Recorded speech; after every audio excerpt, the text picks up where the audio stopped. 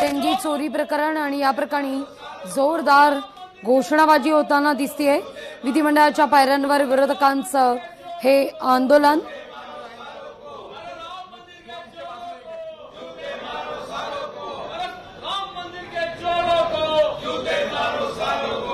मंदिर राम भक्तांनी बांधलं आणि भाजपनं दानपेटीला लुटलं असं म्हणत विरोधकांचं हे आंदोलन सुरू आहे।